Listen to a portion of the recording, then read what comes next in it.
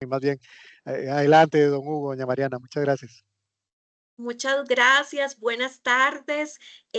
Bueno, reitero nuestro agradecimiento y saludo en especial a doña Lidia Peralta, a quien le tengo un gran aprecio. Nos ha acompañado desde 2014 en este trajín de voto en el extranjero. En la actualidad le presento a don William Villalobos Fernández, que es el encargado del programa en este proceso electoral para las elecciones nacionales 2026. Él está a cargo de liderar esta vez este programa. Y agradecerle también a don Herbert su acompañamiento, el apoyo incondicional y muy eficiente en las carreras que hemos tenido, bueno, con estas conexiones y capacitaciones, que dicho sea de paso, estamos para servirles, para responder a las necesidades que se vayan presentando de aquí al día de la elección. Muchas gracias a ustedes, señores y señoras cónsules, por participar, por conectarse en esta actividad que tiene un tema muy relevante, como decía doña Lidia y don Herbert, que es la beligerancia, que como bien lo decía don Herbert, nos atraviesa a todos y a todas como funcionarios y funcionarias, en este caso electorales, agentes electorales. Em, Creemos que es un muy buen momento para repasar este tema, en especial para aquellas personas que son nuevas en este rol de agente electoral desde Cancillería y también para quienes quieran repasar, así hayan estado uno o todos los procesos electorales desde 2014. En esta oportunidad, pues tenemos el lujo de contar con don Hugo Picado León, que es nuestro director en el Instituto de Formación y Estudios en Democracia. Don Hugo también es magistrado suplente del Tribunal Supremo de Elecciones, es abogado y politólogo, doctor en ciencias políticas de la Universidad de Salamanca y también máster en estudios latinoamericanos por el Instituto de Iberoamérica de la misma universidad y licenciado en Derecho por la UCR. Agradecemos a don Hugo este tiempo, esta explicación que estoy segura que será de mucho provecho para todos y todas ustedes. Sin más, para iniciar puntualmente, le cedo la palabra a don Hugo. Al final estaremos abriendo un espacio para contestar las consultas que ustedes tengan. No obstante, durante este espacio en el que don Hugo va a hablarnos del tema, les invitamos a ir colocando las dudas, las consultas por el chat. Eso puede facilitar el fluir de ese espacio que tendremos hacia el final de la exposición. De nuevo, muchas gracias a todos y todas ustedes y cedo la palabra a don Hugo.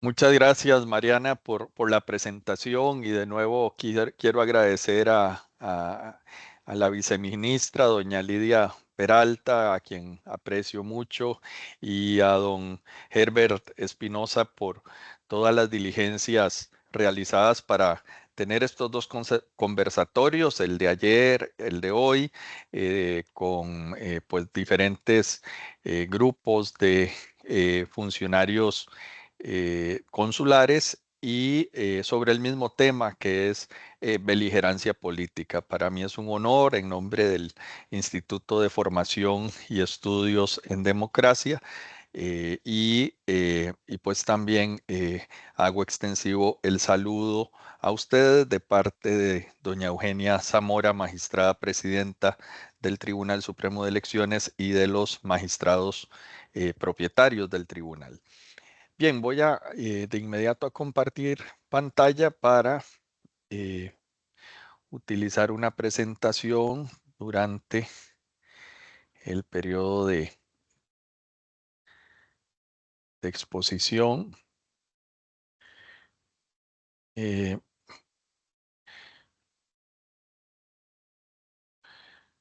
Me indican, por favor, si pueden ver la Sí, señor. presentación. Sí, Sí, Herbert, perfecto. perfectamente. Muchas gracias, muchas gracias.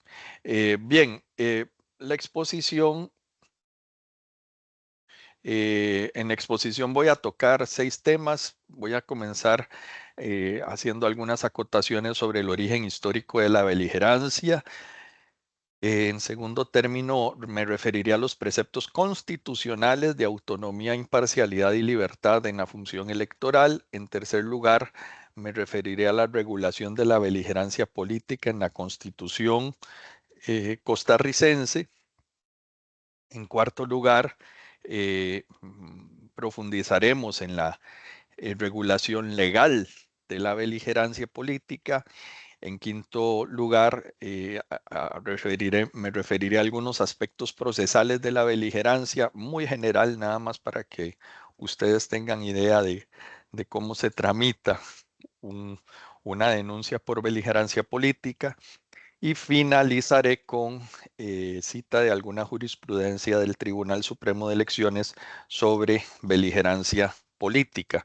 Esta es una materia sencilla. En realidad van a ustedes a ver que los conceptos que voy a externar son muy intuitivos, son muy básicos. Simplemente sí es un recordatorio de luces en amarillo y luces en rojo de lo que podemos y no podemos hacer los funcionarios públicos y las personas sujetas al régimen de empleo público en general, y sus consecuencias, pero sí que es muy importante recordarlo porque les comento que inclusive recientemente en los últimos meses, el tribunal ha tenido que sancionar no solo a funcionarios públicos externos a la institución, sino a funcionarios del propio Tribunal Supremo de Elecciones, a quienes se les ha despedido por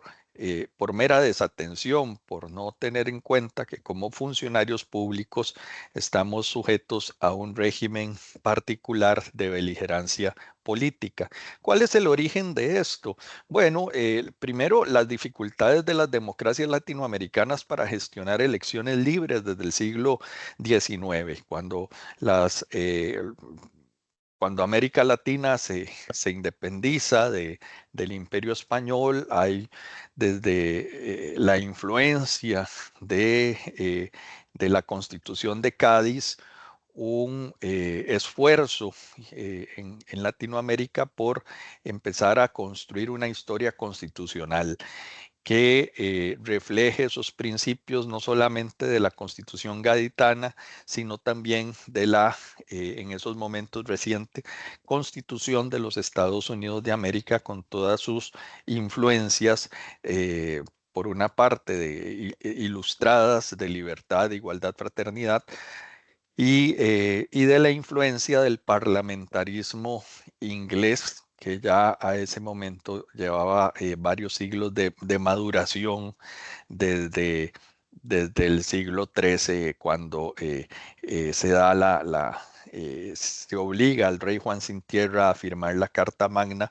Pues ya para ese momento, siglo XIX, hay una maduración importante de una lógica parlamentaria, de una lógica de división de poderes o de división de funciones, como lo plantea el barón de Montesquieu, y de un ejercicio electivo del funcionariado público. Entonces, en esos primeros esfuerzos, los primeros aspectos, entre los primeros aspectos que piensan las antiguas colonias españolas y nacientes estados latinoamericanos, es en el ejercicio comicial. Y Costa Rica no es la excepción. Piensen ustedes o recordemos, como ustedes saben, que en octubre del año 1821 se recibe en la provincia de Costa Rica y en la ciudad de San José y en la ciudad de Cartago el acta de independencia que se había firmado el 15 de septiembre de ese mismo año. Y lo primero que hacen nuestros tatarabuelos en aquel momento es convocar a una junta de delegados Y estos legados son designados por los diferentes, por las diferentes poblaciones del país, por las más relevantes. Estos legados se reúnen siendo representantes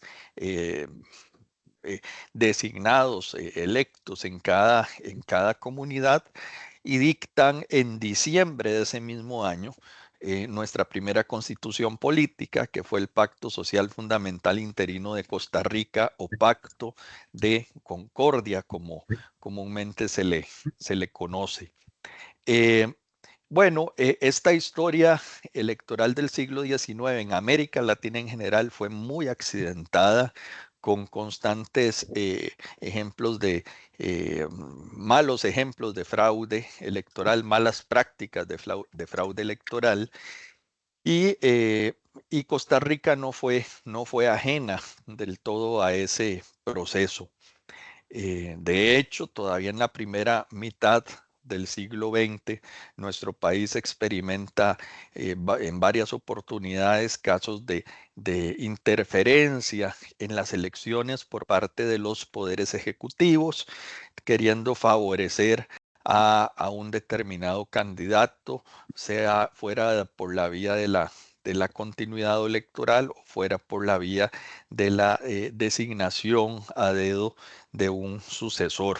Esos casos de fraude penetran inclusive en el sistema político costarricense, en la historia de de la década de 1940, cuando en las elecciones de 1944, el gobierno de la República, el Poder Ejecutivo, favorece de manera muy evidente a su candidato designado, que era el licenciado Teodoro Picado, y posteriormente en las elecciones del 48, cuando el gobierno favorece la candidatura del doctor Calderón Guardia, que pretendía volver al poder, pierde los comicios frente al candidato de oposición, don Otilio Ulate, y en consecuencia el Parlamento, al entrar a calificar las elecciones, anula los comicios, y esa es la gota que derrama el vaso para el estallido de la guerra civil. Entonces hay una relación importante entre Guerra Civil de 1948, fenómeno electoral o tema electoral, y la Constitución Política de 1949.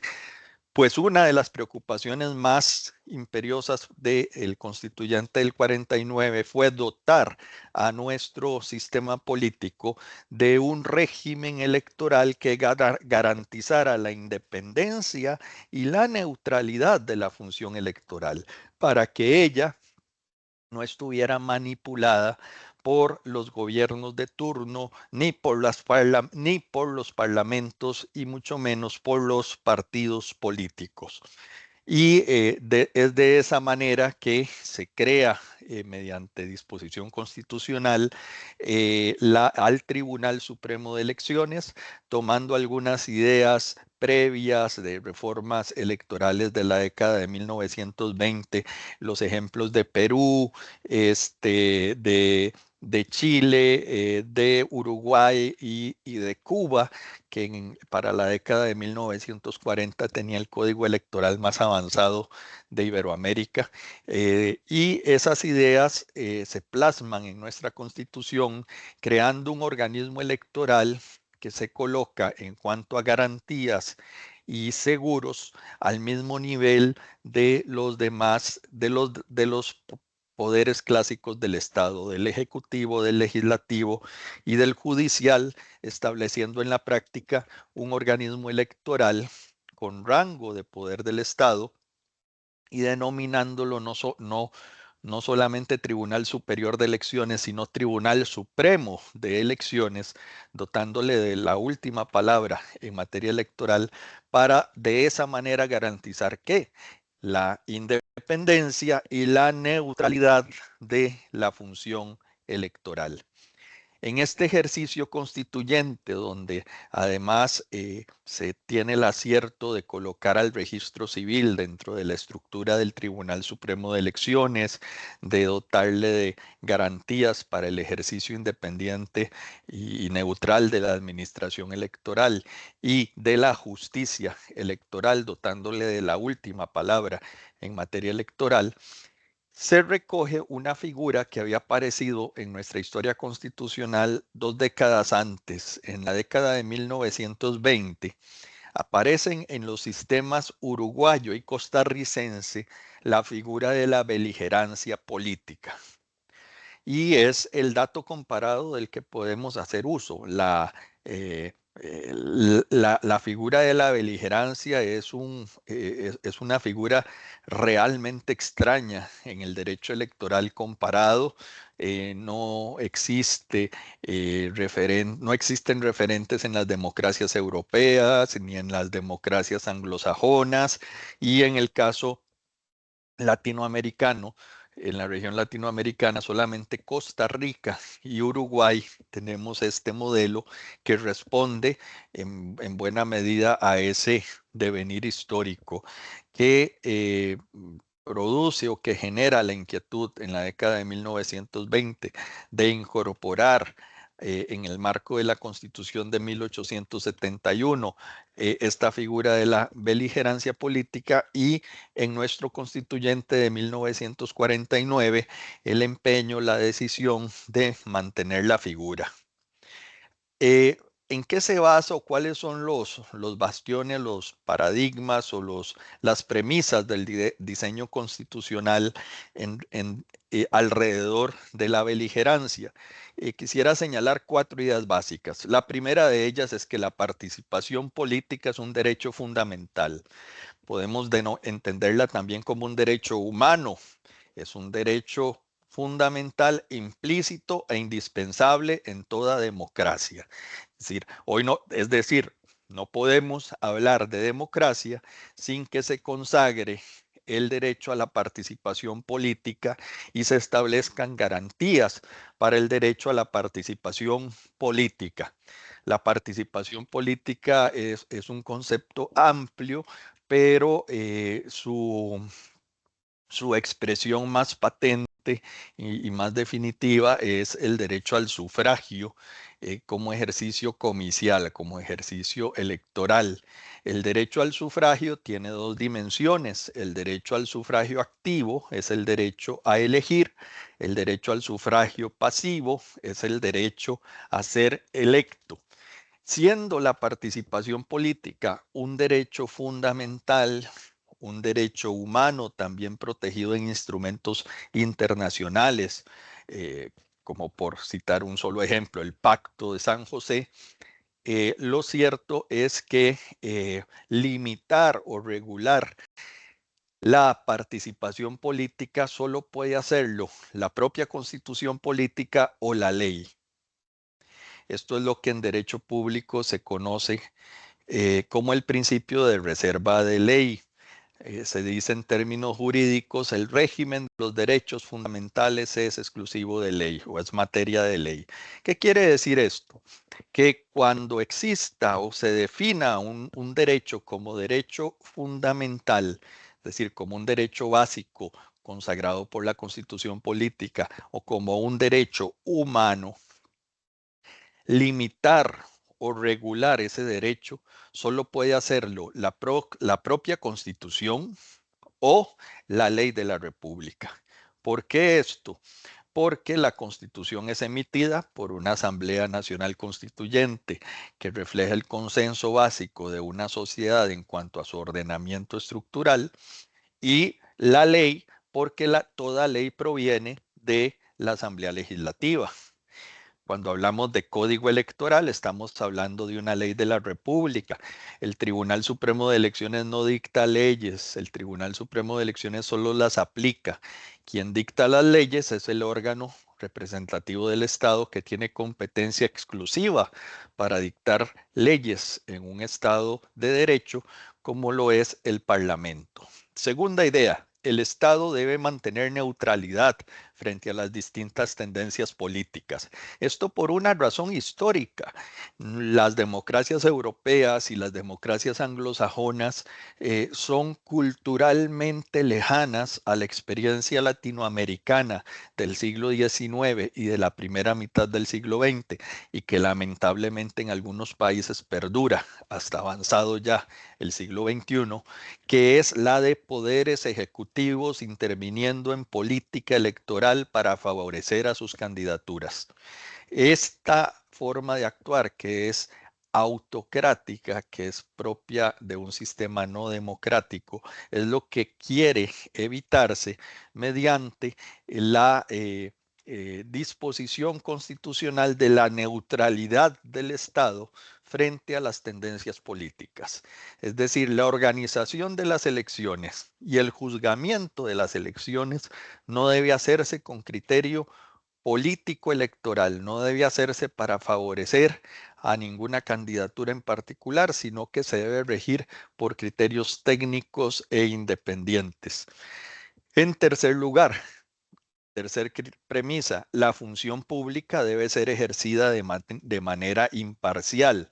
Bueno, esto es de perogrullo, pero todo funcionario público debe actuar con base en la ley, y ese ejercicio de la legalidad debe procurar el que la ley sea igual para todos y no sea parcializada para no favorecer, para que no se favorezca mediante la función pública a solo una parte o a solo un segmento de la población o a determinados partidos políticos, o se perjudique a otros grupos. La función pública debe ser ejercida de manera imparcial. Y la cuarta premisa de nuestro diseño constitucional es que la beligerancia política de los funcionarios públicos es una conducta ilícita. ¿Qué significa beligerar? Significa literalmente, en cuanto a su etimología se refiere, ser partidario, levantar banderas, defender una causa determinada y particular dentro de un universo de alternativas. La beligerancia está ligada al concepto bélico, al concepto de guerra, pero la beligerancia política en Costa Rica, como en Uruguay, supone una conducta ilícita, es un ilícito de naturaleza electoral que está configurado o se configura cuando un funcionario público incumple su deber de imparcialidad y atenta contra las normas básicas del Estado, según el cual el Estado debe mantener neutralidad frente a las diferentes tendencias políticas. El concepto de beligerancia, entonces, es un concepto que se desarrolla en la ley a partir de dos elementos. Por una parte, la beligerancia procura evitar la participación política prohibida. ¿Qué sería una participación política prohibida? Según lo ya expuesto anteriormente, la participación política de un funcionario público que no actúe a partir de la imparcialidad en la aplicación de la ley y de la función pública, o de un funcionario público que utilice el poder del Estado, el poder que le otorga la condición de funcionario público, para perjudicar o para beneficiar ilícitamente a un partido político, de esta manera en consecuencia quebrantando la premisa constitucional de la neutralidad del Estado. En cuanto a participación política prohibida, lo que señala la Constitución y la ley, recalca la ley, es la prohibición de dedicarse en horas laborales a discusiones o actividades de carácter político electoral. Esto en específico como derivación del concepto de beligerancia se entiende como participación política prohibida, y la parcialidad política supone utilizar el cargo para beneficiar o perjudicar a algún partido político. Esto en el primer nivel de beligerancia, que es la beligerancia que cubre en general, que cubre de la manera más amplia a todo funcionariado público. Pero ya vamos a ver más adelante cómo existe un régimen de beligerancia política establecido en la ley que es bastante más severo y que abarca los 365 días del año y es 24/7 para el funcionario electoral que esté específicamente señalado en el párrafo segundo del artículo 146 del Código Electoral. El fundamento jurídico de la beligerancia no son acuerdos del tribunal, no son reglamentos que se dicten para una elección, no son ocurrencias, no. El fundamento jurídico de la beligerancia, la base jurídica de la beligerancia, la establece ni más ni menos nuestra Constitución Política en su artículo 95, incisos 1 y 3. En el artículo 102, inciso 5, que ya vamos a revisar, y proviene y se desarrolla en la ley por principio de reserva de ley, como lo decía anteriormente. El régimen de los derechos fundamentales es materia de ley, solo por ley o por la propia Constitución se puede delimitar un derecho constitucional como es el derecho a la participación política, y entonces la Constitución Política que proviene de una Asamblea Nacional Constituyente y el Código Electoral que proviene exclusivamente de la Asamblea Legislativa como ley de la República que es, trata la beligerancia política en el artículo 146 en cuanto a la parte sustantiva y en los artículos 265 a 270 en cuanto a las normas procesales. Hay otras leyes especiales que pueden establecer regímenes específicos de beligerancia para determinados funcionarios.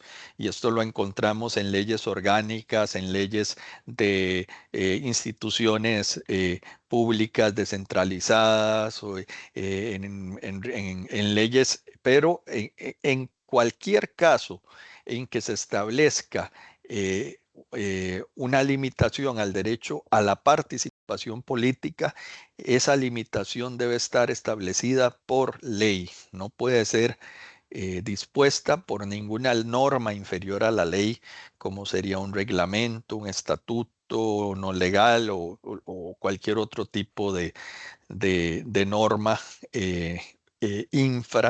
infralegal o por debajo de la ley.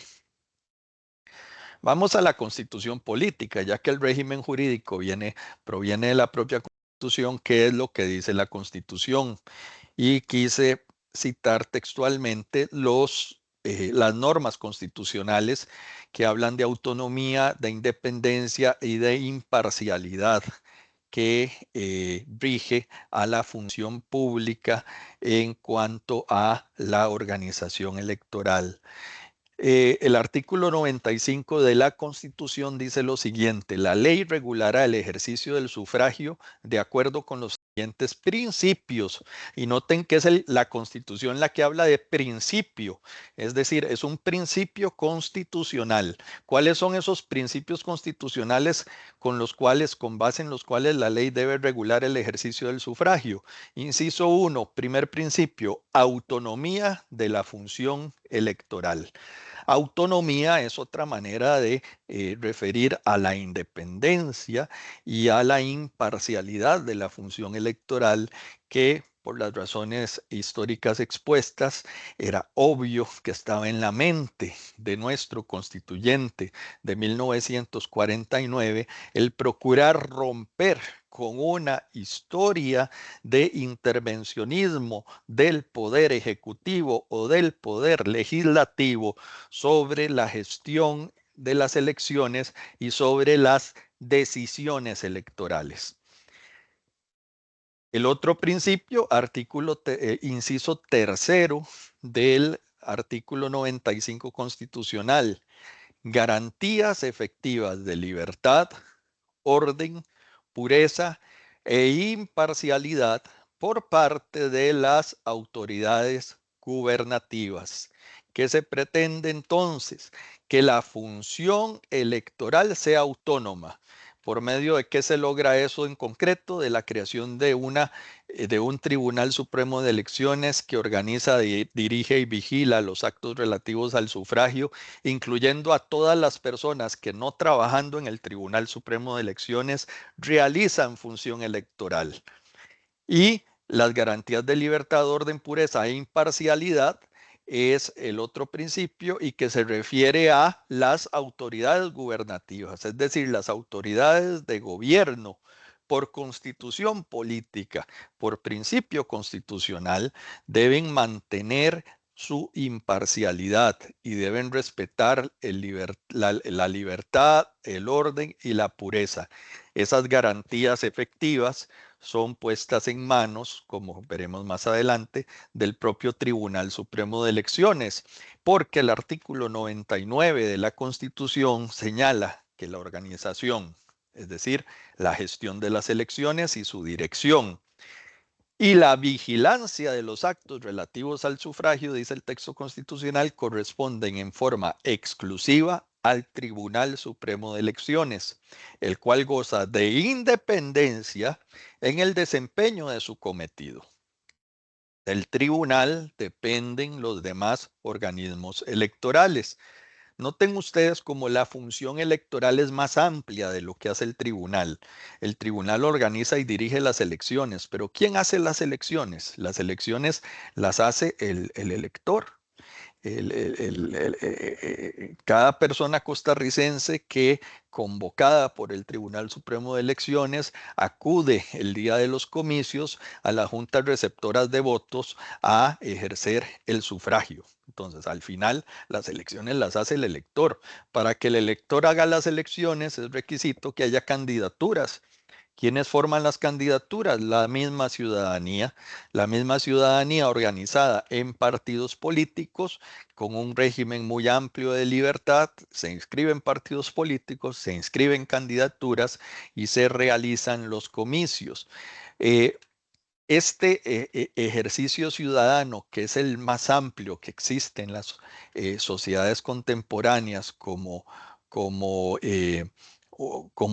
elemento de movilización, es decir, nada moviliza de manera tan generalizada a una nación, a nuestro país, como la movilización que se da el día de las elecciones, donde más de 3.600.000 personas costarricenses mayores de 18 años están llamadas a elegir y a ser electos. Esta organización, esta logística que es complicada, corresponde dirigirla al tribunal, pero se realiza por medio de muchas personas más que no forman parte del tribunal. Por eso no solamente se le asigna al tribunal la organización y la dirección de las elecciones, sino también la vigilancia de los actos relativos al sufragio y se le encargan de manera exclusiva.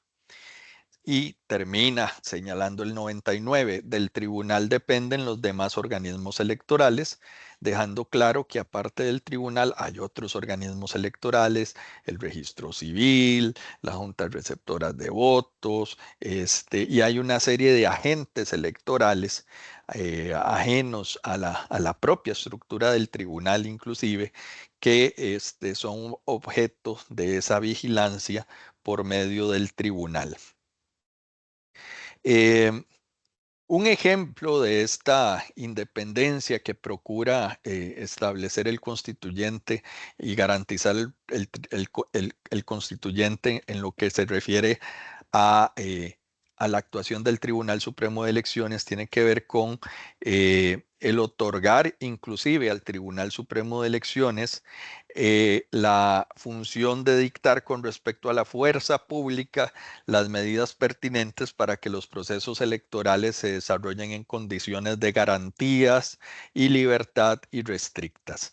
Es decir, inclusive respecto a la fuerza pública, que es el ámbito más duro del Estado, el ámbito policial del Estado, el Tribunal Supremo de Elecciones tiene competencias para utilizar a la fuerza pública y dictarle órdenes a la fuerza pública para garantizar que los procesos electorales se desarrollen en esas condiciones de libertad irrestrictas, siendo el tribunal el garante, en última instancia, de ese ejercicio.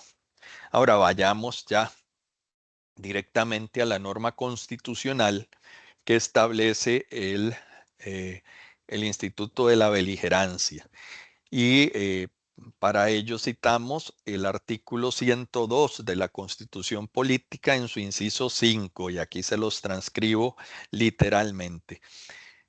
El Tribunal Supremo de Elecciones tiene las siguientes funciones. 5. Investigar por sí o por medio de delegados y pronunciarse con respecto a toda denuncia formulada por los partidos políticos sobre parcialidad de los servidores del Estado en el ejercicio de sus cargos o sobre actividades políticas de funcionarios a quienes les esté prohibido ejercerlas.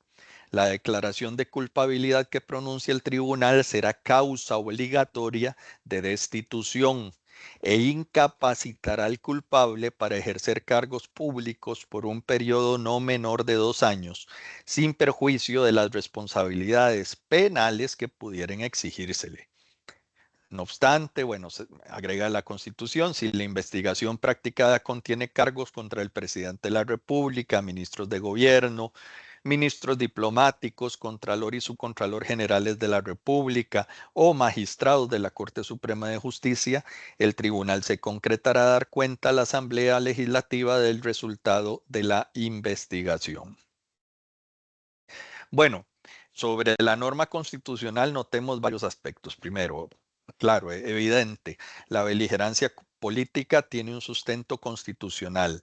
Segundo, corresponde al Tribunal Supremo de Elecciones investigar y pronunciarse. No es que el tribunal quiera, no es que el tribunal, si le parece, investiga, no, es un deber constitucional del tribunal, es una función que a la vez es un deber, debe investigar y pronunciarse. En tercer lugar, noten que la beligerancia política requiere de una denuncia. El tribunal no persigue de oficio. El tribunal no es un fiscal de la República que actúe de oficio, investigando y persiguiendo y revisando correos electrónicos y observando cómo se comporta un funcionario. No, no. La beligerancia política requiere denuncia. Una denuncia que debe ser formulada por, según la Constitución, los partidos políticos, nuestra ley electoral, el legislador, cuando se emite el Código Electoral de 2009, amplía la legitimación activa, es decir, la capacidad de denunciar ya no solo a los partidos políticos que pueden denunciar beligerancia, sino también a cualquier persona, cualquier ciudadano costarricense puede presentar, cualquier ciudadano, persona física costarricense puede presentar denuncias por beligerancia. ¿Qué se pena, qué se persigue según la Constitución? La parcialidad de los servidores del Estado en el ejercicio de sus cargos. Es decir, eso es lo que se quiere impedir, que se utilice la condición de funcionario público. ¿Para qué? Para ser parcial, para beneficiar a una causa política o para perjudicar a otra. Y sigue la Constitución o sobre actividades políticas de funcionarios a quienes les esté prohibido ejercerlas. Es decir, ya la Constitución prevé que la ley va a establecer una nómina de funcionarios que van a tener prohibido realizar actividades políticas, es decir, hay una limitación constitucional, una previsión constitucional de limitación al derecho humano a la participación política. Y el otro aspecto de relevancia en esta norma es que se señala la consecuencia jurídica. Cuando una persona es declarada culpable por beligerancia, será causa obligatoria de dos consecuencias: destitución, pérdida del cargo, y además incapacitará al culpable para ejercer cargos públicos. Esto por un periodo no menor de 2 años. La ley va a aclarar que la sanción de eh, incapacidad perdón, la sanción doble de la beligerancia supone, por un lado, el despido, la remoción del cargo, y por otra parte la inhabilitación para ejercer cargos públicos, que según la ley se extenderá de 2 a 4 años según la gravedad de la situación. Ahora bien, vamos a la ley. La anterior norma legal que regía la beligerancia y que la rigió desde 1952 hasta el año 2009 fue el artículo 88 del Código Electoral. En el año 2009 se derogó el Código Electoral del 52 y se promulgó nuestro actual Código Electoral. En el nuevo Código Electoral es el artículo 146 el que establece el instituto o que se refiere al instituto de la beligerancia en su dimensión sustantiva, en cuanto al fondo, quiero decir. Es casi la misma norma, casi, con una diferencia. Ya vamos a ver esa diferencia. El código electoral actual recoge, se basa en el código electoral del 52, en el anterior artículo 88, lo transforma en el 146 y en su primer párrafo lo mantiene igual. Es realmente la misma disposición. Lo que establece la norma es que se prohíbe a los empleados públicos dedicarse a trabajos o discusiones de carácter político electoral durante las horas laborales y usar su cargo para beneficiar a un partido político. Además, agrega la ley electoral: los jefes inmediatos de dichos empleados serán los responsables de vigilar el cumplimiento de esta disposición. Eso es lo que se llama una prohibición genérica. ¿Por qué genérica? Porque aplica en general a todos los empleados públicos. Esa es la denominación que usa la ley. Prohíbese a los empleados públicos. Esta denominación, la jurisprudencia del tribunal, con base en la Constitución y otras normas también de carácter legal, entiende que se refiere a empleados y funcionarios públicos en general. Es una prohibición genérica. ¿Qué es lo que tenemos prohibido todo funcionario y todo empleado público costarricense? Todos en general tenemos prohibido dos cosas: dedicarnos a trabajos y discusiones de carácter político electoral durante horas laborales. ¿Qué significa dedicarse a trabajos y discusiones de carácter político electoral durante horas laborales? Bueno, significa primero que se debe establecer cuál es la jornada laboral del funcionario. Todo funcionario público tiene una jornada laboral. En esas horas laborales debemos estar dedicados a nuestra función pública y nos es prohibido en ese lapso dedicarnos a trabajos y discusiones de carácter político electoral. ¿Qué es un trabajo de carácter político electoral? Por ejemplo, prestar colaboración para elaborar o imprimir propaganda político electoral. Eso está prohibido. O dedicarnos en horario laboral a hacer convocatorias para una plaza pública de un partido político por cualquier medio. Está prohibido, porque es dedicarse a trabajos de carácter político electoral durante horas laborales. pero se prohíbe también las discusiones de carácter político electoral. Y esas discusiones se pueden dar en el cafetín del trabajo, se pueden dar en la oficina, se pueden dar en redes sociales, y si se realizan durante horas laborales, se incurre en el ilícito electoral de la beligerancia, porque la ley es muy clara. Se impide a los empleados públicos dedicarse a trabajos y discusiones de carácter político electoral durante las horas laborales.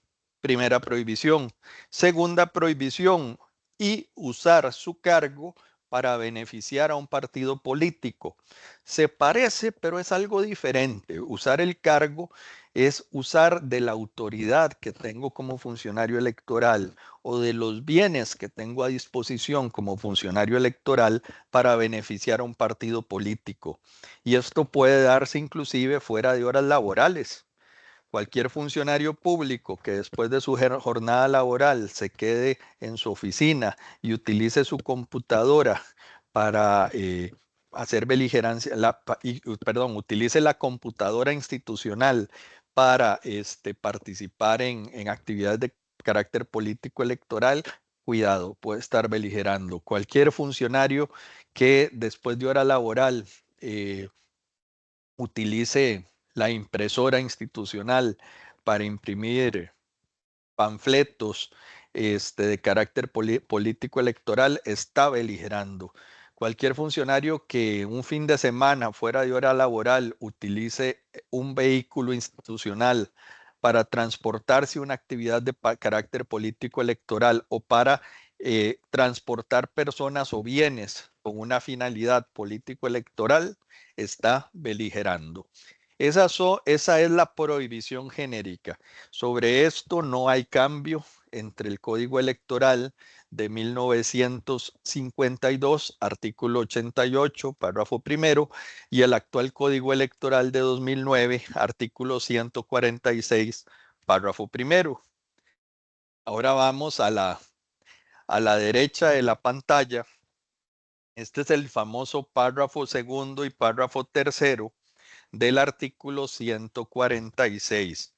Recuerdan ustedes que la Constitución política hablaba de funcionarios que tengan prohibido la participación político-electoral en términos más específicos. Bueno, esta es la norma que la desarrolla.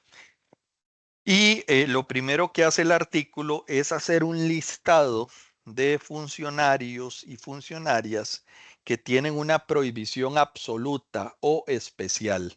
¿Por qué especial? Porque esta prohibición no pesa sobre todos los funcionarios públicos en general, sobre todos los empleados públicos en general, sino solo sobre los que están en esta lista, los que están específicamente en esta lista. Esta es una lista, lo ha dicho la jurisprudencia del tribunal, es una lista numerus clausus, se diría en derecho. Es una lista a la cual no se le pueden agregar más funcionarios, salvo que los establezca ley especial.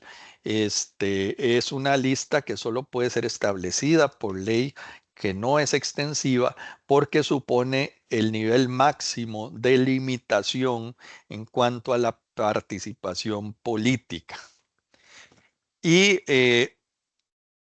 voy a leer la primera parte del texto legal, que dice así, literalmente: quienes ejerzan la presidencia o las vicepresidencias de la República, los ministros y viceministros, miembros activos o las miembros activas del servicio exterior, el contralor o la contralora y subcontralor o subcontralora de los habitantes, el procurador general y el procurador general adjunto, quienes ejerzan la presidencia ejecutiva o sean miembros de juntas directivas, directores ejecutivos, gerentes y subgerentes de las instituciones autónomas y todo ente público estatal, los oficiales mayores de los ministerios, los miembros de la autoridad de policía, los agentes del organismo de investigación judicial, los magistrados y toda persona empleada del Tribunal Supremo de Elecciones, los magistrados y funcionarios del Poder Judicial que administren justicia, y quienes tengan prohibición en virtud de otras leyes, no podrán participar en las actividades de los partidos políticos, asistir a clubes ni reuniones de carácter político,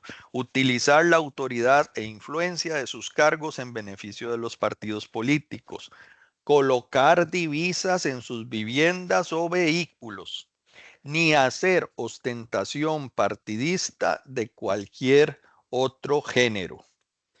Añade textualmente el Código Electoral: en materia electoral, las personas funcionarias incluidas en el párrafo segundo de este artículo únicamente podrán ejercer el derecho a emitir su voto el día de las elecciones en la forma y las condiciones establecidas en este código. El último párrafo se refiere a ya sanciones de destitución e de inhabilitación para ejercer cargos públicos. Señalo o recalco, en este segundo párrafo del 146 sí hay una diferencia con el Código 88 con el artículo 88 del Código anterior. Y la diferencia es la que les señalo ahí en mayúscula. Se incluyó en el Código Electoral de 2009, dentro de las personas que tienen tanta prohibición como este servidor, magistrado suplente y funcionario del Tribunal Supremo de Elecciones, se les incluyó a ustedes, porque a la par de todos los demás, presidente, vicepresidente, ministros, viceministros, contralor, defensor, presidentes ejecutivos, se incluye miembros activos del servicio exterior. ¿Por qué ocurrió esto? Porque, claro, la Comisión de Reformas Electorales, que terminó dictaminando el nuevo Código Electoral de 2009, estaba incluyendo en el mismo proyecto de ley la innovación del voto de costarricenses en el extranjero. Y el voto costarricense de los extranjeros, de los costarricenses en el extranjero, se diseña en nuestra ley electoral mediante la modalidad de voto consular.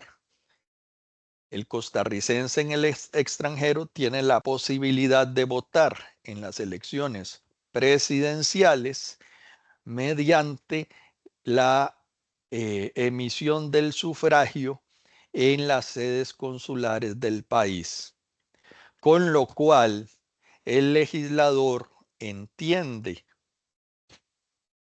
que los miembros activos del servicio exterior pasan a ser agentes fundamentales en la función electoral. Es decir, los miembros activos del servicio exterior pasan a ser funcionarios electorales. No quiere decir que sean empleados del Tribunal Supremo de Elecciones, no, pero sí realizan función electoral porque van a colaborar en la gestión comicial, siendo encargados de recibir el voto de los costarricenses en el extranjero, con todos los actos preparatorios que eso supone y con todos los actos posteriores a la jornada electoral que eso supone. Entonces, noten ustedes que, siguiendo la lógica constitucional de proteger la neutralidad de los comicios, la independencia de la función electoral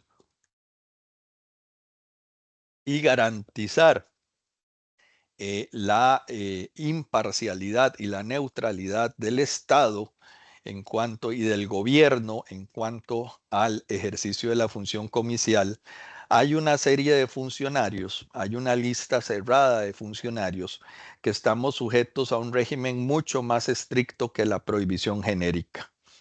Y esta prohibición especial que pesa sobre este servidor, al igual que sobre ustedes, porque es así como lo dispone la Constitución y la ley, lo único que tenemos permitido es ejercer el voto el día de las elecciones nacionales. Nada más.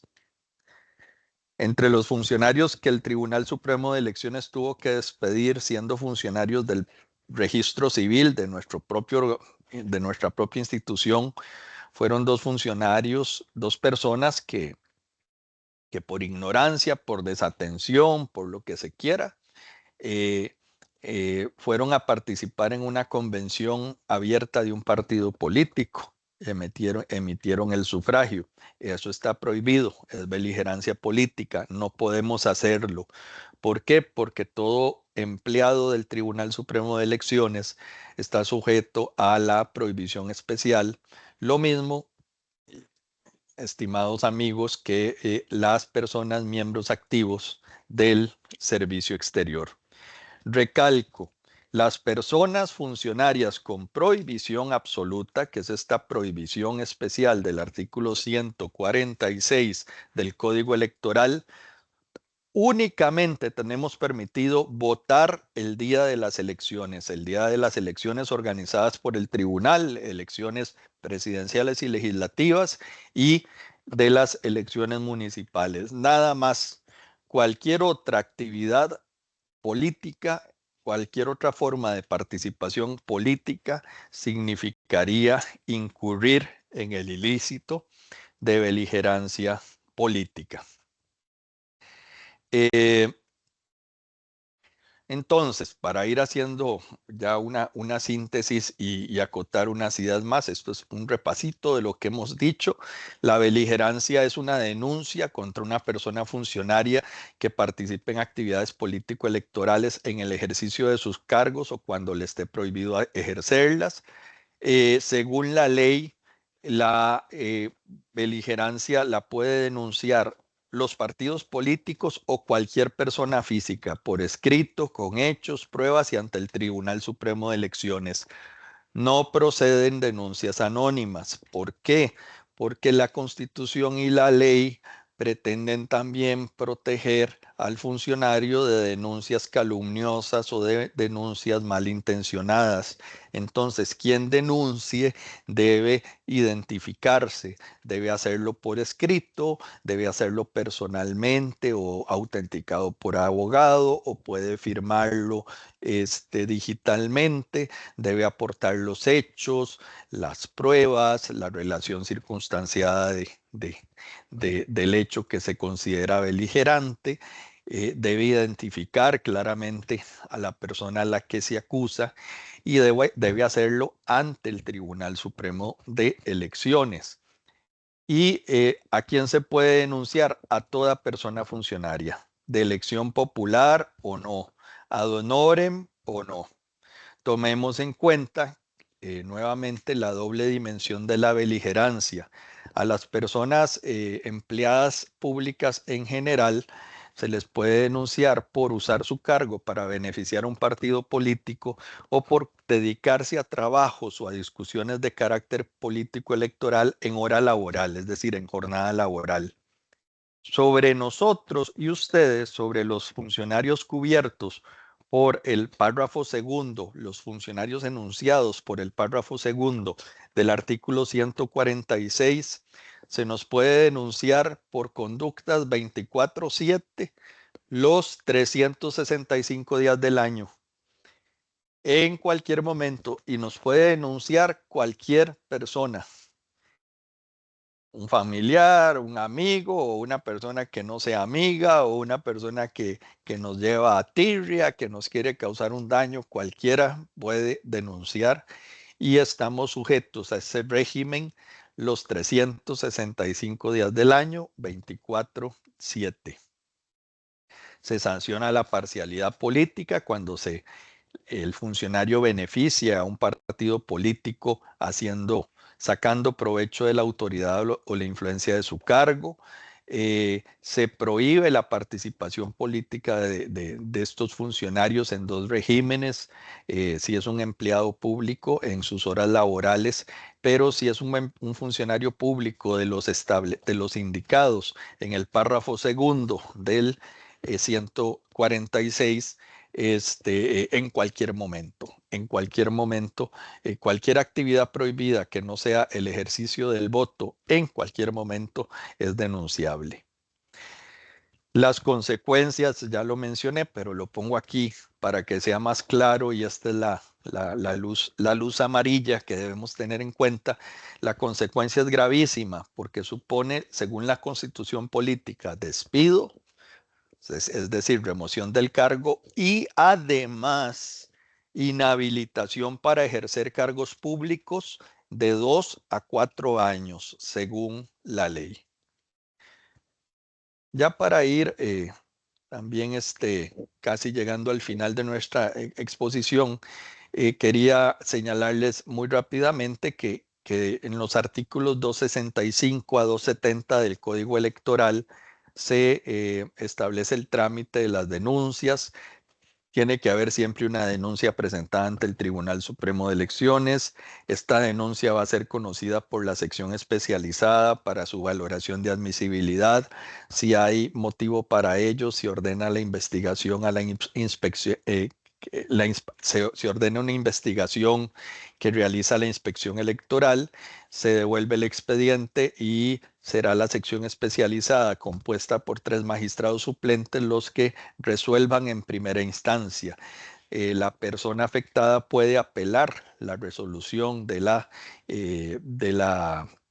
sección especializada ante el Pleno del Tribunal Supremo de Elecciones, que actúa como segunda instancia. En el caso de denuncias contra miembros de supremos poderes y funcionarios con inmunidad, una vez valorada la admisibilidad y si el tribunal estima que hay elementos suficientes para que se configure el ilícito de beligerancia, se debe remitir el expediente a la Asamblea Legislativa para el levantamiento de la inmunidad. En cuanto volviendo al artículo 146, el artículo 146 en su párrafo segundo señala que los miembros activos o las miembros activas del servicio exterior están sujetas a la prohibición más severa. En el mismo 2009, a finales de 2009 o inicios de 2010, se hizo la consulta al Tribunal Supremo de Elecciones de quienes se consideran miembros activos del servicio exterior. Esta resolución consultiva del tribunal sigue vigente, el tribunal no la ha variado y por eso se la cito, porque la respuesta del tribunal fue señalar que la prohibición especial más estricta contenida en el párrafo segundo del 146 del Código Electoral aplica a los jerarcas ministeriales, es decir, a los ministros y viceministros del Ministerio de Relaciones Exteriores, así como a los miembros activos del servicio exterior.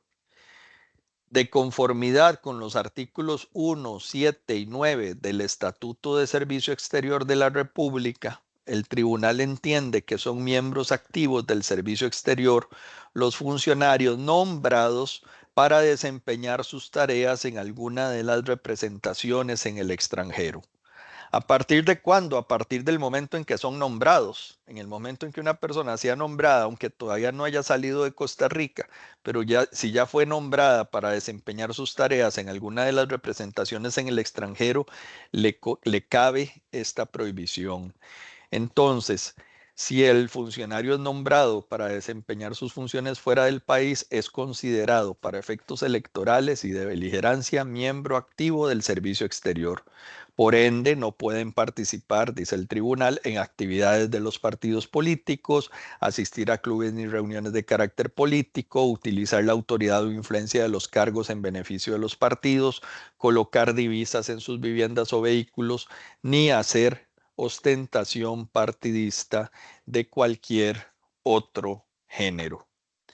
Ahora bien, hay un artículo que no es precisamente de beligerancia, sino que es un artículo que se refiere a la información de la gestión gubernamental en el Código Electoral.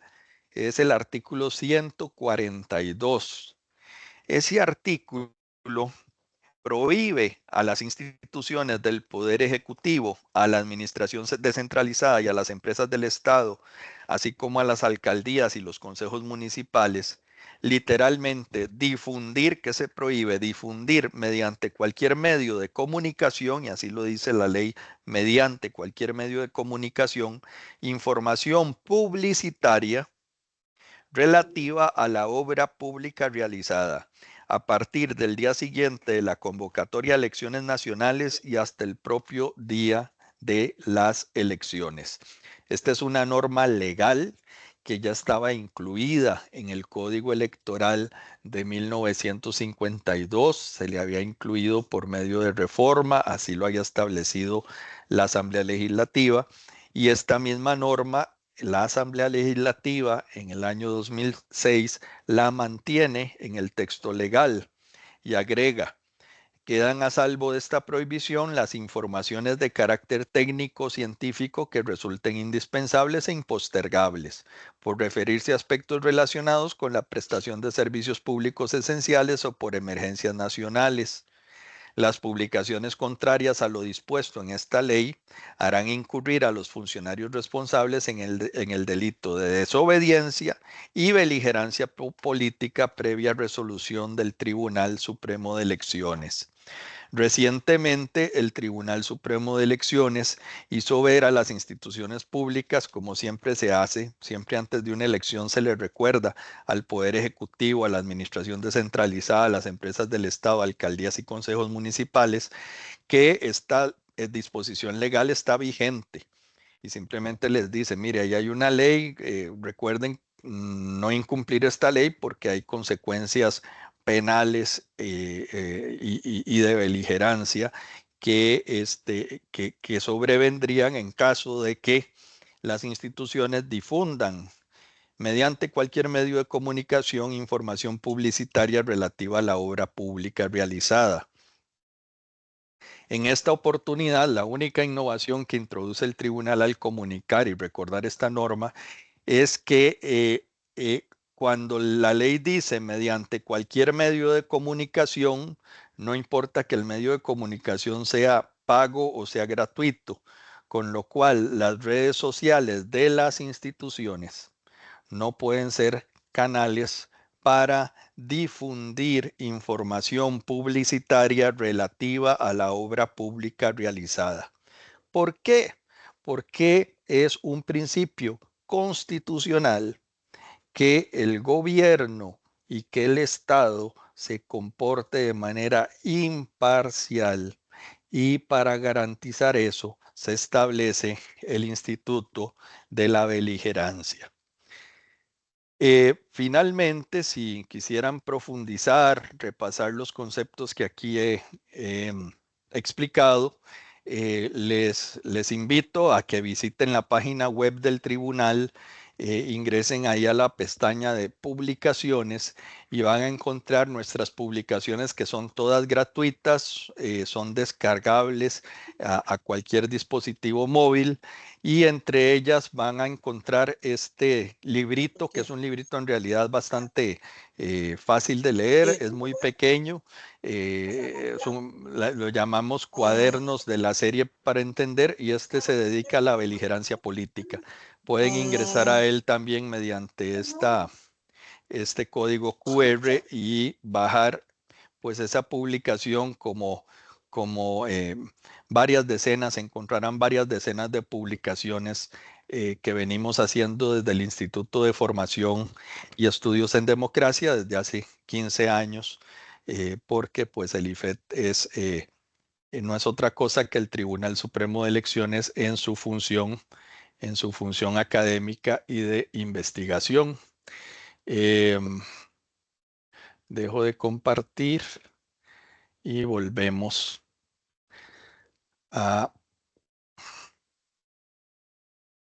pues a la vista general, y le cedo la palabra a Mariana para que dirijas el debate, Mariana. Gracias, don Hugo, por esta exposición tan valiosa. Vamos a abrir el espacio de preguntas. Primero iniciamos con 2 manos levantadas que tenemos, 2 personas están levantando la mano y luego podemos pasar al chat, si así le parece, don Hugo. Iniciamos con don Jorge Valerio. Don Jorge, adelante. Don Hugo, muchísimas gracias. Un saludo desde Seúl.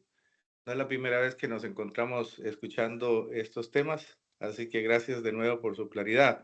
En esta ocasión quisiera más bien profundizar esto último que usted dijo, por la implicación que pueda tener a nuestras misiones en el exterior de las publicaciones que hacemos en redes como Facebook o Instagram de actividades de la embajada. Y el concepto de obra pública, porque ahí cuando usted mencionó lo relacionado directamente con obra pública, que nosotros obra pública aquí no haríamos, pero sí no me queda claro, digamos, el alcance en cuanto a las previsiones que hay que tener en toda publicación que haga la embajada o el consulado de actividades o resultados que se logran aquí a nivel de gestión de embajada de aquí hasta febrero. Si me puede un poco aclarar, no sé si fui claro también yo en mi pregunta.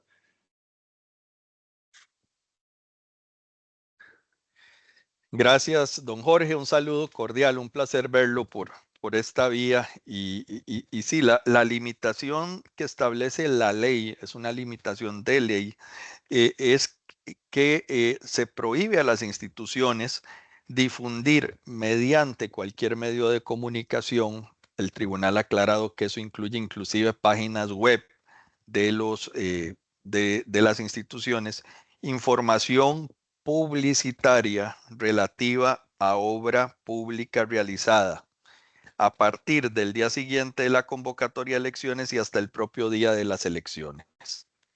Aquí varios elementos, ¿verdad? Es una prohibición que pesa sobre las instituciones del Poder Ejecutivo, administración descentralizada, empresas del Estado, alcaldías y consejos municipales. Segundo, difundir mediante cualquier medio de comunicación pagado o no, ¿verdad? Sea un periódico o prensa escrita, sea televisión, sea radio, pero sea también internet, inclusive páginas web de la propia institución, páginas gratuitas de la propia institución y redes sociales de la propia institución. ¿Qué es lo que se prohíbe? Información publicitaria relativa a la obra pública realizada. Tiene que haber un elemento de publicidad, de querer resaltar, de querer ensalzar la labor de la gestión pública y podemos entender que obviamente esto tiene un fin electoral. Cuando la ley de la República restringe esa publicidad, lo hace protegiendo qué principio? Bueno, el principio de neutralidad y de imparcialidad gubernamental en cuanto a o en el momento del proceso electoral, cuando se hace la convocatoria a elecciones hasta el propio día de las elecciones. Así que es evidente esa intencionalidad legal. Obviamente, si si no se refiere a este tipo de información publicitaria, de obra realizada, pues se puede perfectamente seguir utilizando, se pueden seguir utilizando los canales ordinarios que utilice la institución pública para sus efectos, por ejemplo, de convocar a una actividad. Obviamente, si es una actividad de curso normal de esa institución o de ese ministerio o de ese organismo de la administración descentralizada, no incurriría en el ilícito de esta norma. En todo caso, el propio artículo 142 aclara que quedan a salvo de la prohibición las informaciones de carácter técnico o científico que resulten indispensables e impostergables por referirse a aspectos relacionados con la prestación de servicios públicos esenciales o por emergencias nacionales. También resulta evidente, si ustedes tienen que hacer una convocatoria en sus consulados a todos los costarricenses que viven en el país donde ustedes están laborando para que realicen una gestión X que sea menester por algún motivo realmente necesario y técnico o indispensable, pues no hay ninguna limitación para eso. La norma se incumpliría groseramente si se utiliza una red social de un ministerio específico o de una rama, alguna derivación de alguna institución del gobierno para colocar un video, por ejemplo, que exalte toda la labor que se ha hecho en los 4 años y los logros y las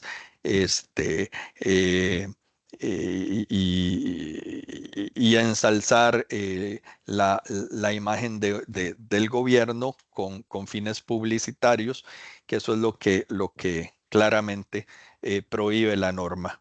Hay una serie de conductas, don Jorge, que evidentemente no caen en la norma y que ya es una cuestión de sentido común. Obviamente que ustedes pueden seguir utilizando las redes sociales del ministerio o la página web del ministerio para sus efectos.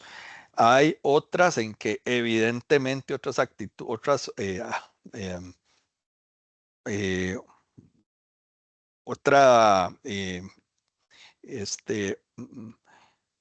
otras piezas de difusión que evidentemente también por sentido común cabe señalar que serían claramente violatorias o se puede inferir fácilmente que serían violatorias de la ley. Ahora, podemos empezar a imaginar infinitas posibilidades de casos límites. Y es cuando yo les diría, no se arriesguen. Si tienen duda, mejor no se arriesguen, porque ¿quién nos puede denunciar? Cualquier persona nos puede denunciar. Cualquier persona.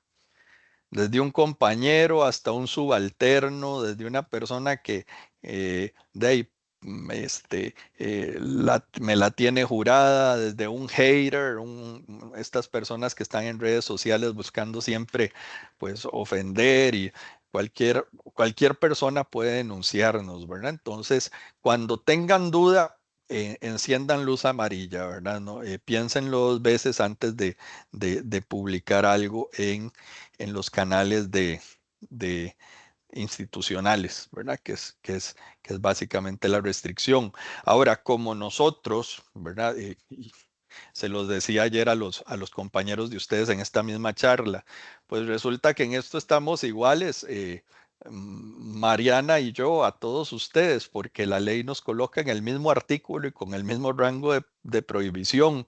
Piensen ustedes que el artículo 146 del Código Electoral, bajo la inteligencia de que ahora tenemos voto de los costarricenses en el extranjero, entiende que la persona que es miembro activa del servicio exterior realiza función electoral.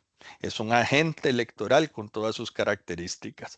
Entonces, piensen para esos efectos que la misma conducta se espera de ustedes que la que se demanda de funcionarios del Tribunal Supremo de Elecciones como somos Mariana y este servidor.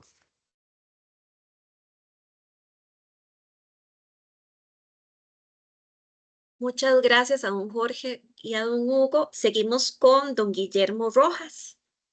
Don Guillermo, adelante.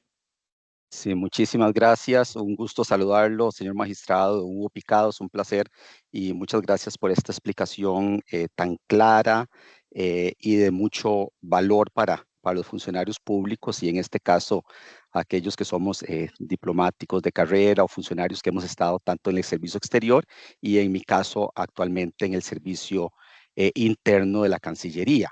Y tengo dos consultas, don Hugo. Uno, cuando hacía referencia en una de las filminas a la norma constitucional, artículo 102, inciso 5, y se refiere y indicaba ministros y ministros diplomáticos. ¿A qué se referiría se refiere esta norma de ministros diplomáticos, o es que esta norma posteriormente con esa reforma que se da en donde se incluye a los miembros activos del servicio exterior, lo viene a equiparar, o se trata de dos cosas diferentes? Esa es la primera consulta. Y la segunda, muy en la línea de lo que manifestaba el embajador don Jorge Valerio, que con relación a la publicidad o lo que como funcionarios públicos nuestras instituciones y las embajadas publican en redes sociales. Y aquí me voy a lo que publicamos nosotros desde la página del ministerio en las redes sociales.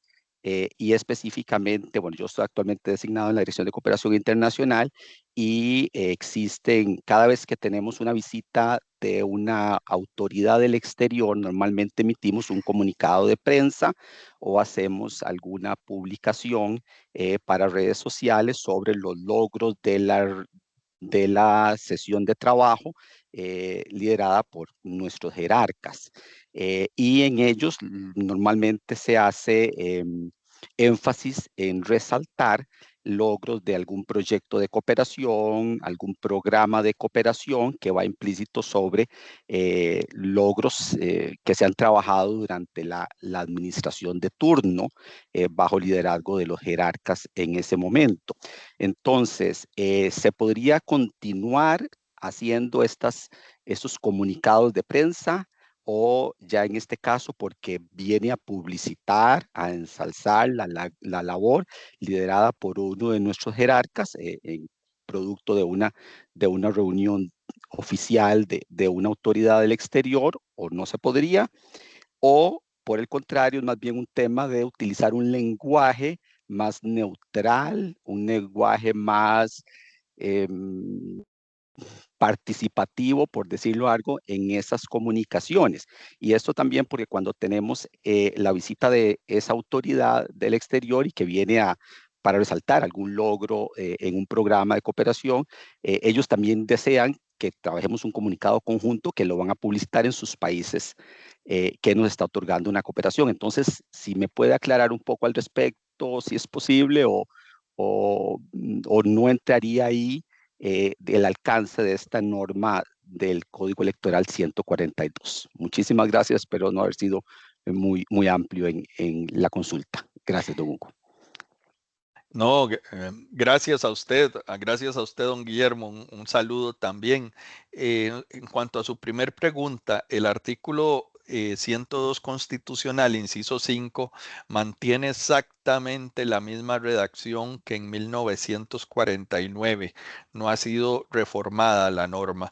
Entonces, me parece a mí que y esto es mi opinión personal porque no conozco jurisprudencia, por lo menos reciente, del tribunal donde se aclara este punto.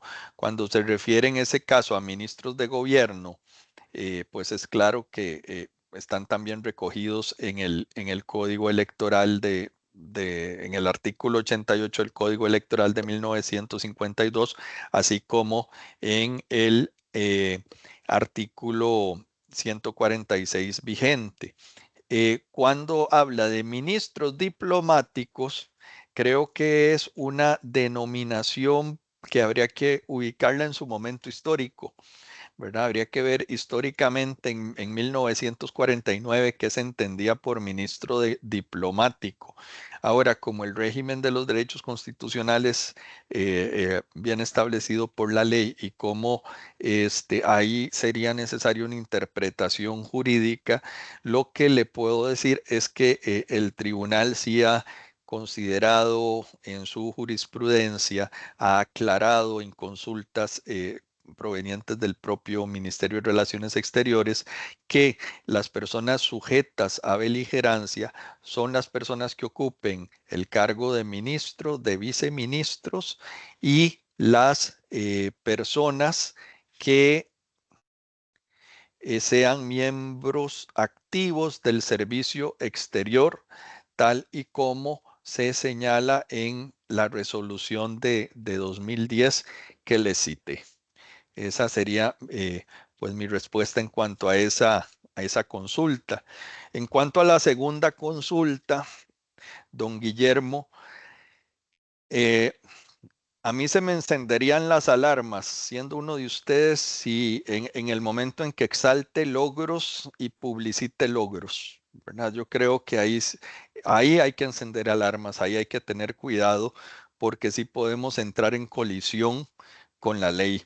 Ya habría que ver cada caso concreto, cómo se denuncie, cómo lo conozca el tribunal, que vaya a decir el tribunal en el caso concreto, pero mi recomendación es prudencia, y si usted siente que va a haber exaltación de logros y que pueda hacer esto entendido como publicidad sobre logros de la gestión, pues lo que recomiendo es cuidado, porque tenga o no razón, sea o no finalmente un logro, o lo vayan a condenar o no por beligerancia, cualquiera lo puede denunciar, y ya que lo denuncien y estar sometido a un proceso judicial de beligerancia no es agradable. Entonces, sugiero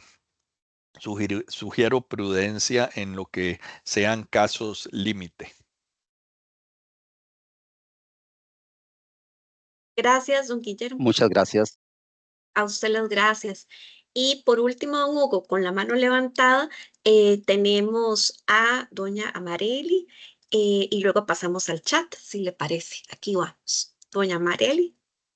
Amarili, perdón. Sí, muchas gracias por el espacio, muchas gracias, señor magistrado, don Hugo Picado, y también a los colegas del Departamento Consular por haber organizado esta asesoría tan necesaria para todos nosotros, porque bueno, escuchando un poquito la charla y su contenido, sobre todo las advertencias que nos hace don Hugo, pues me quedan algunas dudas a mí también. Les comento, yo soy la coordinadora de diplomacia económica de la Cancillería, que es una sección donde nosotros trabajamos por pilares. Digamos que, bueno, la gente del tribunal no está para saberlo, pero en el cumplimiento del plan anual de trabajo que tienen que hacer nuestras embajadas por obligatoriedad, hay una serie de acciones que luego se convierten en actividades, bueno, obedecen a objetivos, acciones y actividades que son de obligatorio cumplimiento por parte de nuestras embajadas a partir del presupuesto que se les ha asignado a todas ellas. La pregunta concreta, don Hugo, es la siguiente. Muchas de nuestras embajadas, o la gran mayoría, tienen páginas en las redes sociales. Nosotros trabajamos sobre la base de 6 pilares. Uno comercial, el otro cultural y deportivo, tenemos el tecnológico, tenemos el que está dedicado a todo lo que tiene que ver con la academia, con la ciencia, tecnología, en fin. Y ya antes de que el tribunal emitiera este decreto, nosotros veníamos trabajando en la participación de nuestras embajadas en ferias, diferentes ferias internacionales, porque desde el año pasado incluso habíamos solicitado a los países la calendarización para una mejor planificación. Entonces, incluso a la hora de que nuestra embajada hace una actividad X y Costa Rica, obviamente se participa como Costa Rica, pero se dice la embajada de Costa Rica en... Como ustedes saben, la diplomacia nuestra, obviamente nosotros seguimos directrices del gobierno y trabajamos bajo instrucciones porque somos Estado, ¿verdad? Pero lo cierto es que la diplomacia también es de Estado. Entonces, en concreto, cuando yo vi el decreto tal y como salió, me preocupé mucho porque, o nuestro equipo, incluso lo manifesté también con nuestro director de cooperación, porque muchas de nuestras embajadas publican incluso en concordancia con otras instituciones, la participación de Costa Rica en estas ferias, que aparte tienen un costo, muchas de ellas pagadas con antelación, es decir, desde el año pasado, como cuando acompañamos al ICAFE, hay ferias muy importantes ahora en la segunda mitad del año. Entonces, parte, digamos, de lo que ellos nos reportan en el plan anual de trabajo, viene una ficha que es por medio de un sistema informático donde incluso ponen la publicación de lo que se hizo, cómo se participó y todo. Entonces, ya tenemos bandas que van a estar en el festival, festivales internacionales, ¿verdad? Que han ganado un concurso específico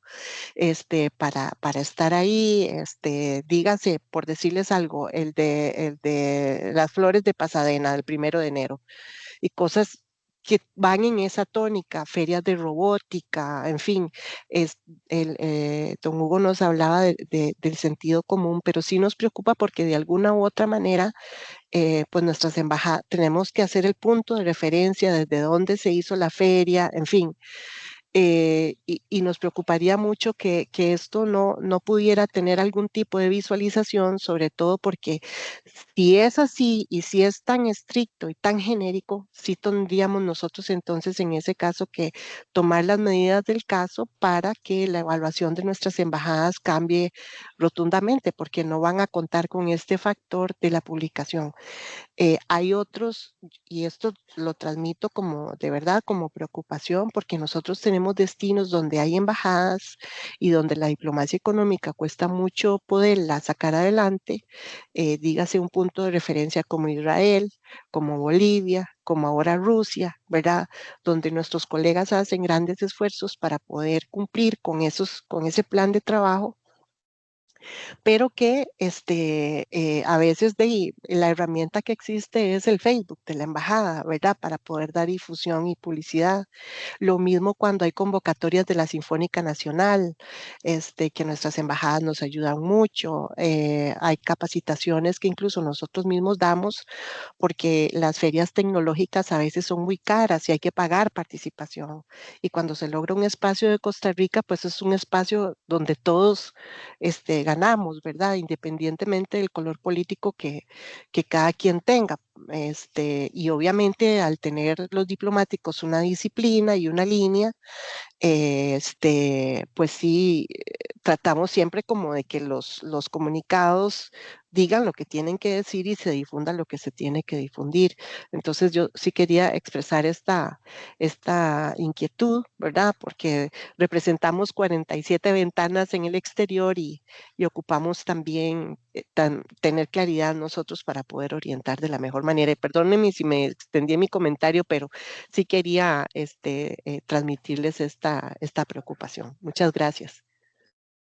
Gracias a usted, doña Amarili. Claro, muy fundamentada su duda. Le indicaría 3 cosas. La primera de ellas es que varios ministerios de la República han realizado consultas al Tribunal Supremo de Elecciones en estos días sobre actividades concretas o sobre cierta planificación. Queda abierta esa vía de que eventualmente el ministerio, por medio del Ministerio de Relaciones Exteriores, ustedes canalicen esa consulta concreta que usted está realizando. Pero también es cierto, segundo lugar, que varias de esas consultas ya el tribunal las ha evacuado en el sentido de que si el ministerio tiene una planificación de actividades que ha venido haciendo, y pienso por ejemplo en una consulta reciente que se le evacuó al Ministerio de Cultura y Juventud, y el ministerio tiene que estar convocando y dando publicidad para que la gente asista a esas actividades o se acerque, por ejemplo, al FIA, que se va a realizar, el Festival Internacional de las Artes, pues eso no viola la norma. Primero porque hay un sentido de presente y de futuro. Se está informando sobre actividades que se van a realizar, no es exaltando obras que se han hecho con antelación, ¿verdad? Ya cuando se realiza esa actividad se utiliza para plataforma, para exaltar a un funcionario público, o peor aún a una candidatura, pues ya ahí entramos en otra lógica, ¿verdad? Pero la norma tiene una connotación en cierto modo a pasado, ¿verdad? Que lo más grosero que podemos pensar, que se haga una exaltación de la labor de gobierno durante los últimos 4 años, haciendo una descripción de cada uno de los logros alcanzados qué sé yo, por la institución en el cuatrienio, y que se publique justamente en el periodo de campaña electoral. Pues de ahí sí, si hay una publicidad para exaltar obra pasada, subrayo, pues hay una infracción. Pero si se trata de actividades ordinarias del ministerio, que tienen más bien que son publicaciones que aluden más bien al presente y al futuro, convocando a las personas a seguir participando de determinados eventos sociales, culturales o referidos a actividad propia, inclusive actividad cultural que se canaliza mediante los consulados, pues no, en principio,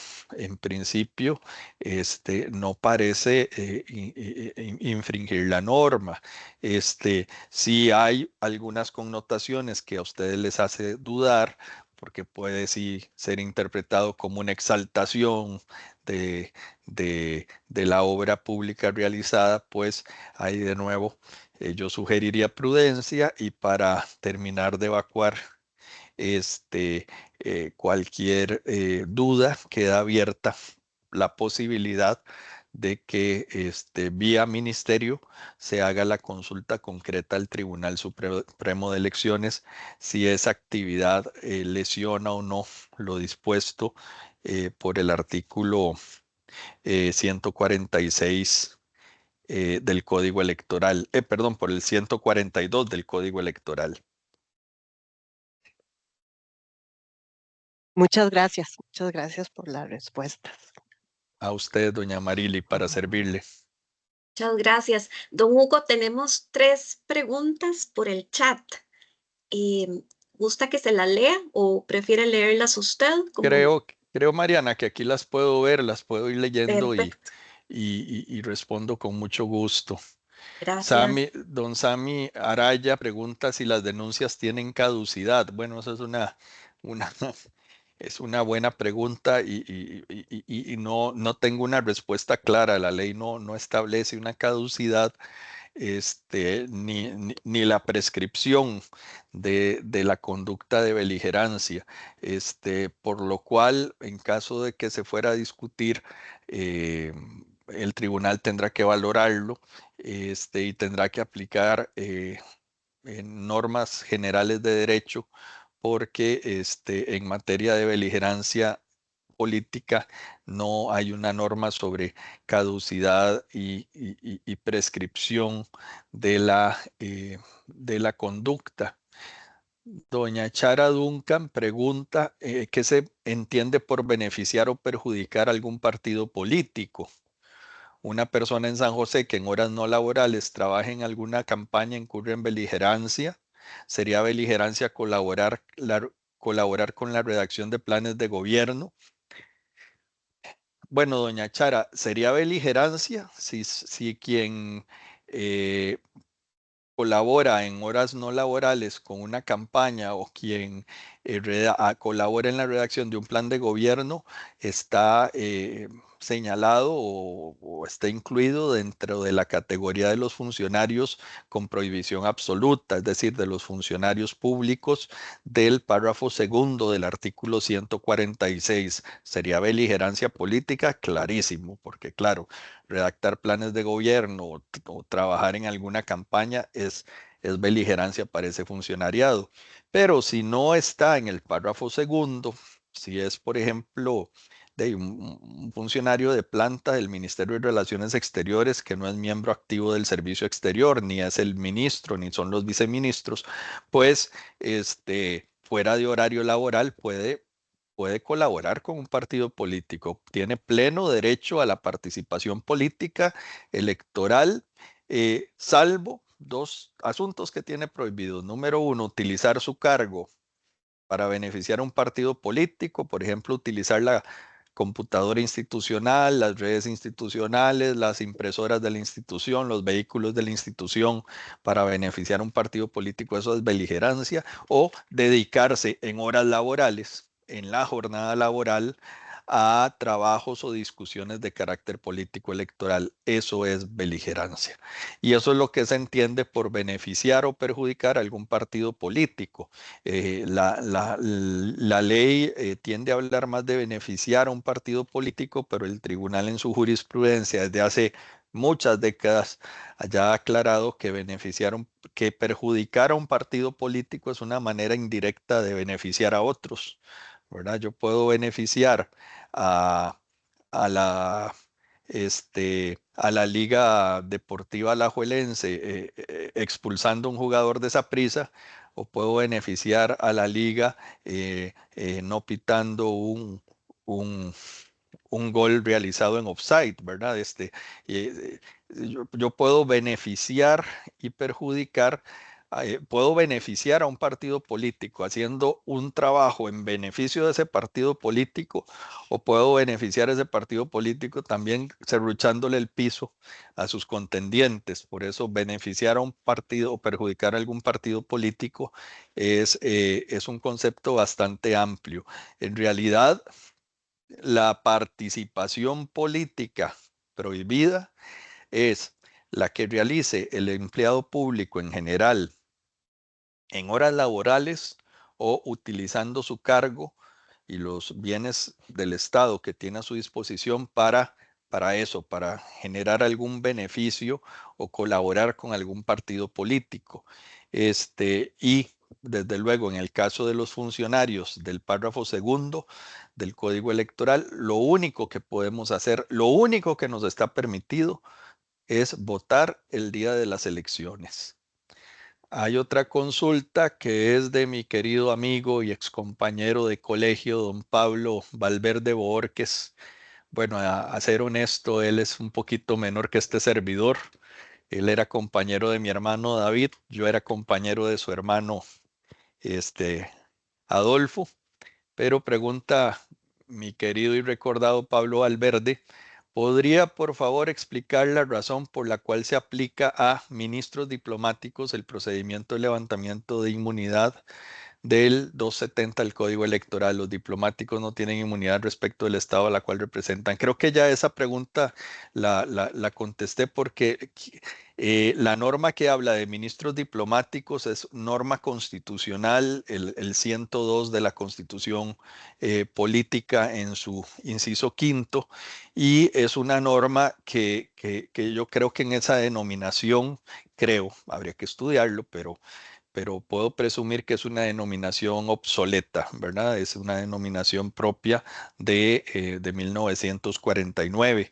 Ya en la legislación actual, la legislación que tenemos en la actualidad, artículo 209 del Código Electoral, a partir de una consulta del propio Ministerio de Relaciones Exteriores, el tribunal ha aclarado que quienes están sujetos al régimen de beligerancia más estricto, todos los funcionarios de todos los empleados del Ministerio de Relaciones Exteriores están sujetos a la beligerancia política en su norma general, horas laborales y demás, lo que dijimos.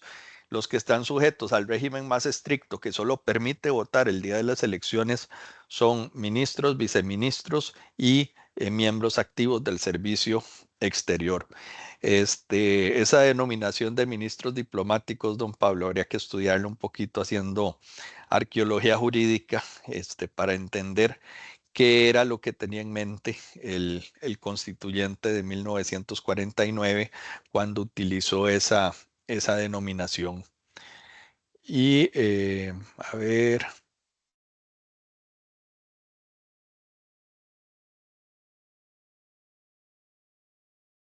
Obra pública, ¿qué alcance tiene en relación a publicaciones de redes en misiones en el exterior? Bueno, básicamente la idea es que no se utilicen las redes oficiales del